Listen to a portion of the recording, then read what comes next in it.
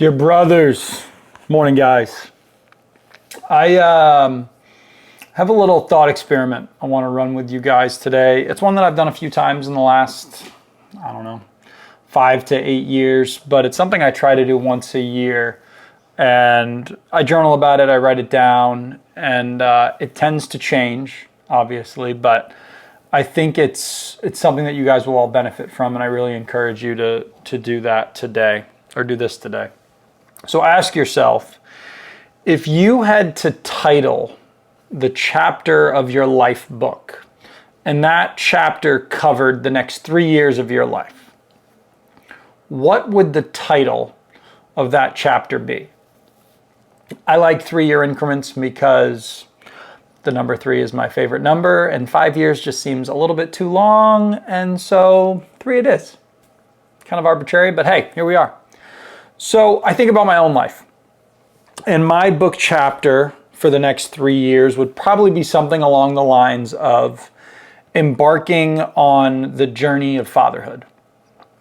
My wife and I are planning on trying to have little ones in the next year, and as I imagine my future, my next 3 years, Lord willing, will be defined by me becoming a dad. Something that I have certainly wanted to do for a long time, and I'm very excited and extremely terrified about.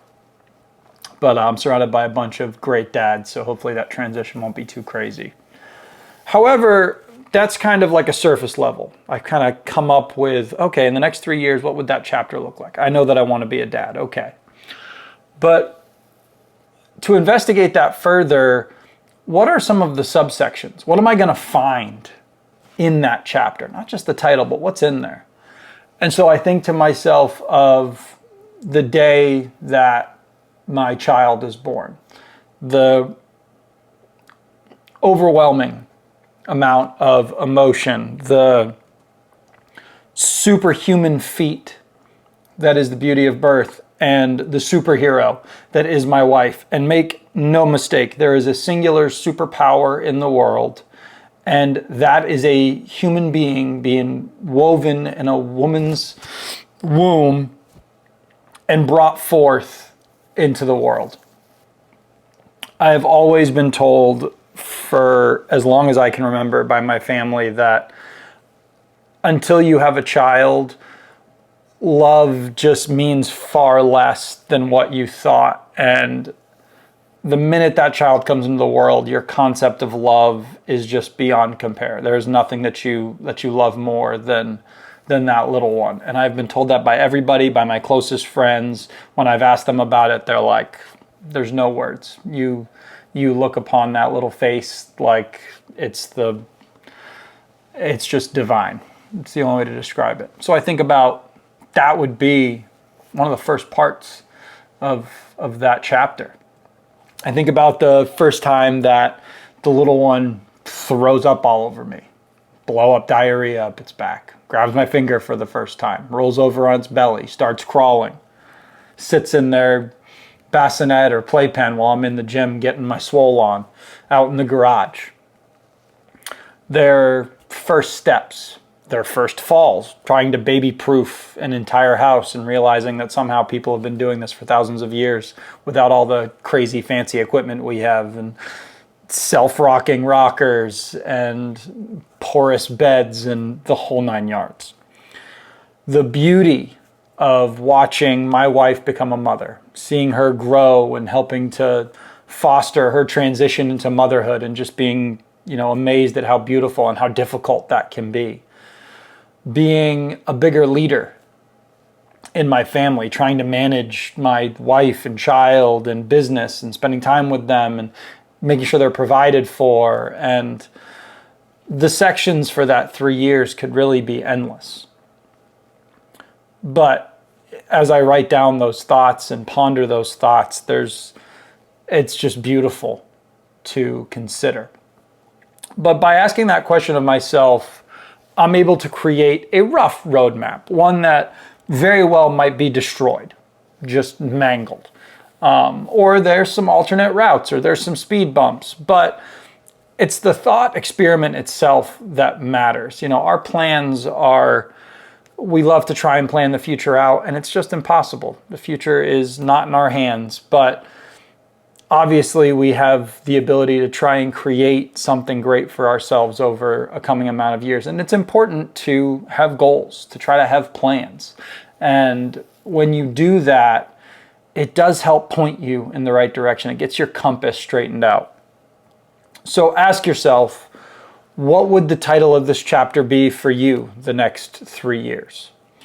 I think about things like the conquering of graduate school, losing my last 50 pounds, becoming an expert in finance, finding my faith, which was certainly a 3-year period for me, loving my wife more deeply, spending more time with my children, biceps, delts, chest, calves, get swole life.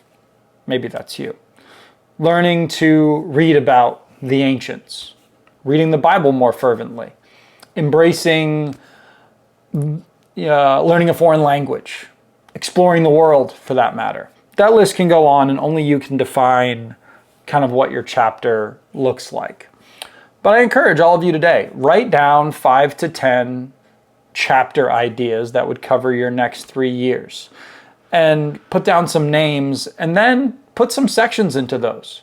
Write down, maybe it's exploring the world. Well, why do I want to explore the world? Why is this important to me? Where could I go? Oh, I want to go to England and Scotland and play golf in Ireland. And maybe I would love to go see the, Great Wall of China, or whatever it ends up being. But ask yourself why that's important to you and what makes you want that in the future.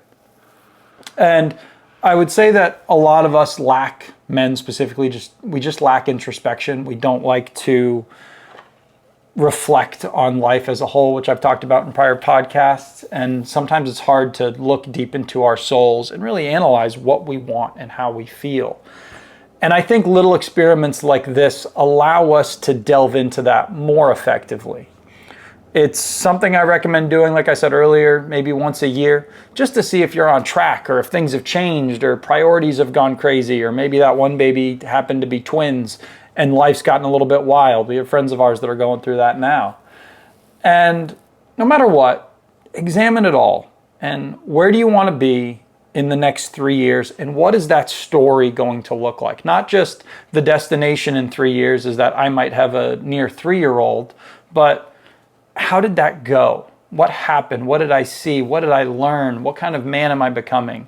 And in time, when you look back on those things and reflect, I look at all the journals that I have as I look back across those, and I marvel at the fact that my story ended up being something similar to what I thought it would be in some places and completely different in other places. But by recording it, I'm able to see, wow, this is my story. This is my life. And I think having your own memoir, journaling, you guys know, is one of my go-to actions every day. I think everybody that listens to this and everybody in the world should journal every day, because it's literally your personal story that your kids and your grandkids, and they're, I think to myself, in 10 years, 15 years, when I have journals of when my kids were born, and I'm like, hey, you want to read about when you were born? And them being able to see what I experienced, I think that couldn't be any more beautiful.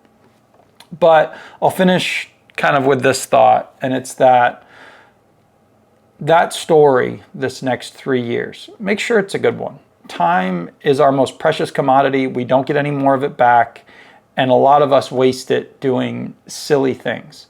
Map out what you think that next 3 years is going to look like, what that time is going to look like, and don't waste it, fellas. Write that next chapter, adapt to the difficulties of life that are going to happen, and be better men through it all. I think it's pretty much as easy as that. Write those things down, evaluate where you want to be, what that chapter would look like. Send me a message, maybe let me know what those chapters would be, drop some comments on social media, whatever. But I think it's as easy as that. Have an awesome day. I love you all. God bless. Be strong. Let's go write that chapter today.